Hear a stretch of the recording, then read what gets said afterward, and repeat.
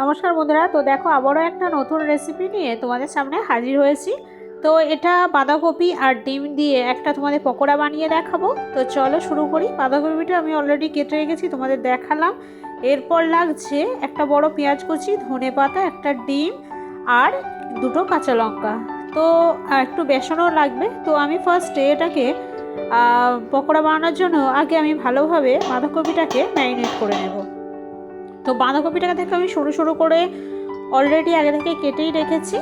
তো বাঁধাকপিটাকে আমি আগে ভালো করে মশলা দিয়ে নেব। তো নুনটা দিয়ে আগে ভালো করে আমি বাঁধাকপিটাকে মেখে রেখে দেবো, যাতে বাঁধাকপিটা হালকা একটু নরম হয়ে যায়। তো ভালোভাবে চটকে চটকে বাঁধাকপিটাকে নুন দিয়ে মাখিয়ে নেব। এটা মাখিয়ে নেওয়ার পর পেঁয়াজ যে কেটে রেখেছিলাম হালকা একটু লম্বা লম্বা করে, সেটা হাত দিয়ে ভালো করে স্ম্যাশ করে পেঁয়াজটাকে দিয়ে দেব। তারপরে দিয়ে দেব আমার কেটে রাখা কাঁচা লঙ্কাগুলো।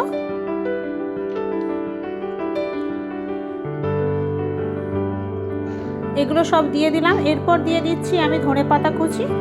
তারপরে আমি দিয়ে দেব হলুদ গুঁড়ো,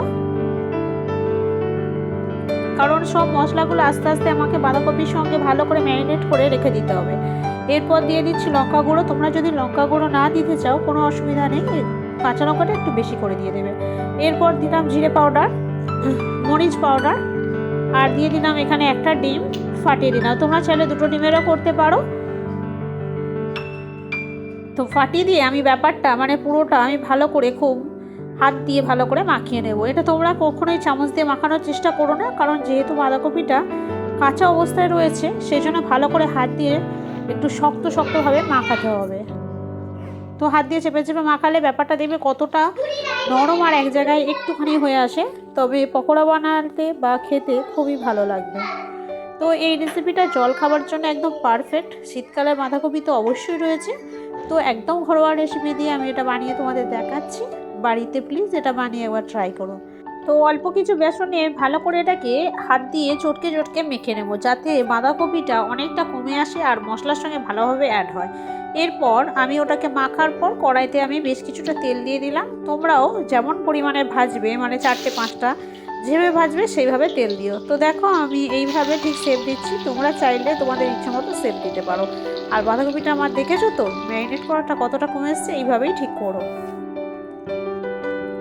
এটা একদম হালকা আর খুব মশলাদার টেস্টি জিনিস। এই পকোড়াটা সবাই, বাচ্চা থেকে বড়, বাড়ির সবাই খুব খুব পছন্দ করবে। তো তোমরা আমার মতো প্লিজ একবার বানিয়ে টেস্ট করে দেখো আর আমাকে কমেন্ট বক্সে জানাবে কেমন লাগলো।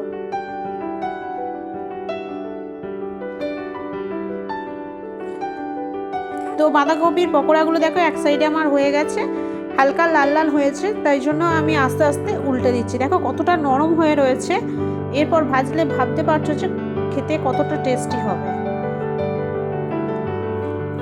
তো এইভাবে হালকা বাদামি করে আমি সবগুলো ভেজে নেব। তো দেখো আমার অলরেডি ভাজা হয়ে গেছে। এরপর আমি তুলে নিচ্ছি। দেখো হালকা বেশি একটু ব্রাউন টাইপের, আরশোলার মতো যেরকম কালার হয় আর কি, সেই কালারের মতো করে আমি আস্তে আস্তে তেল ছেড়ে তুলে নিচ্ছি।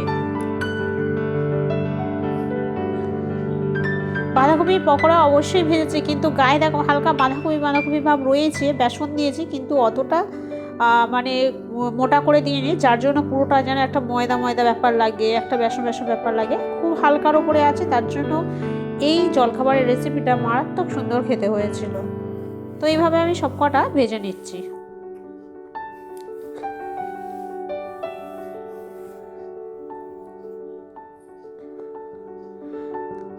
আর এইটা ভাজার পর যখন এক পিঠ হয়ে যাবে, উল্টো দিকের পিঠ দেওয়ার জন্য তোমরা খুন্তি দিয়ে এইভাবে অবশ্যই একটু দাগ করে দেবে, যাতে ভেতরে তেলটা গিয়ে ভেতরেরগুলো ভালোভাবে হয়ে যায়।